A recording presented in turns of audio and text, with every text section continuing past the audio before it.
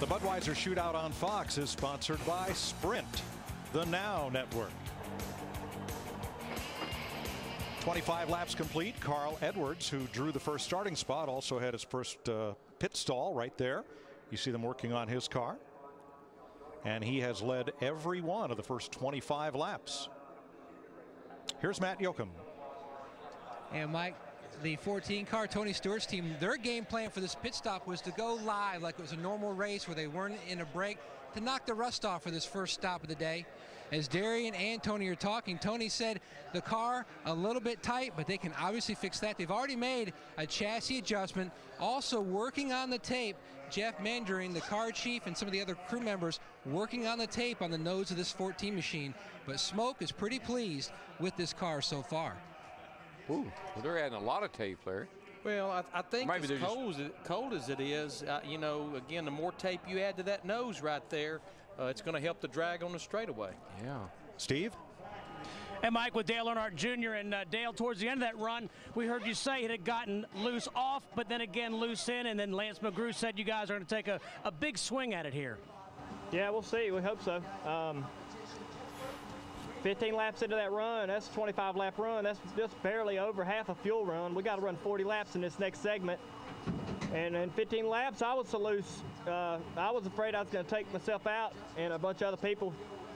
And so we kind of fell to the back there to see if I could, you know, drive it or try to make a rebound near the end. But it's just wrecking into the corner and off. So, you know, I was having a hard time just kind of keeping on to the draft. It was so loose there at the end. But we're going to make a big change. We had the car handling good in the last practice, and I ran the thing out of gas. I mean, we ran it all the way to 40 laps, and it handled really good. So that was a little disappointing right there. We'll just have to see if we can fix it and get up in there and you know, race them a little bit. It looks like you either need to be leading, or you can sit back there and save a little bit and you know, the guys that are running in the middle are just, we're not going nowhere. We're just wearing our stuff out. So that's not really, doesn't look like a smart thing to do, but we'll just have to see what's going on.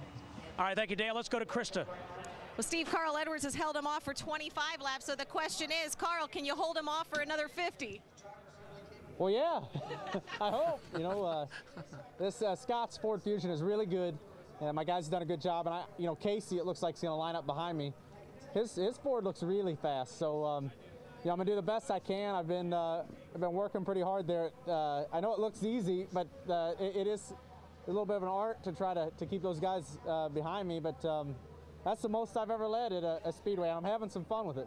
And the only thing Carl asked for when he got out of the car, a restroom.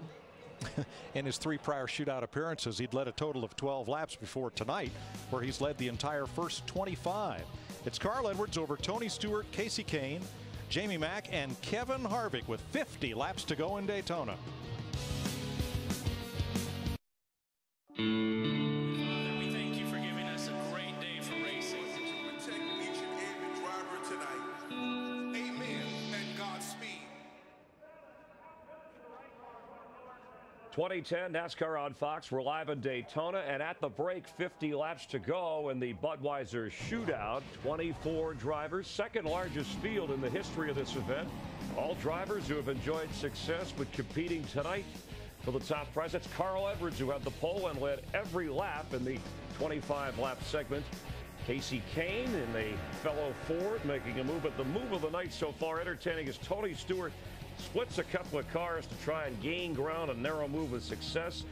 The only caution at the end of this first segment, Michael Waltrip slipped a little, then Logano got into him, bringing out the caution to complete the first segment, led by Carl Edwards, followed by Tony Stewart and Casey Kane. And Jeff Hammond, it looked like the shark fin on the back of Tony Stewart's car was missing, and the official said you need to put one on there. Yeah, Larry Mack and Darrell were talking about what they thought they saw something flopping around on the 14 car, and that's exactly what happened. It looks like it broke off. I saw them taking the base piece off.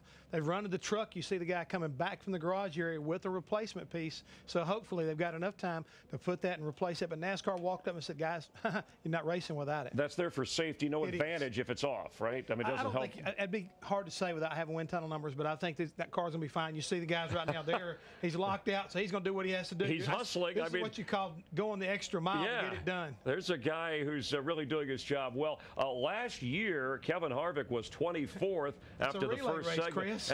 They're not wasting a second here. I mean, these pit crew guys. If they'd hauled, I could let them borrow one off of my cutaway car. Yes, Forrest Gump, if he had a moment to appear at a NASCAR event, which could have happened. Oh, this what it reminds you this of. is going to be a little anxious right now because they're starting to line these cars back up. It'll take them about a minute to put this thing back on. So I think they're going to be okay. They got the drills set up there, so 14 will be fine. All right, we'll continue. Tony Stewart currently second. As I was mentioning, Kevin Harvick last year was 24th after the first segment, made up ground and won. So there's a lot to cover here over the next and final 50 laps of the Budweiser Shootout. Hold on to that shark fin. We'll continue live from Daytona in just a moment.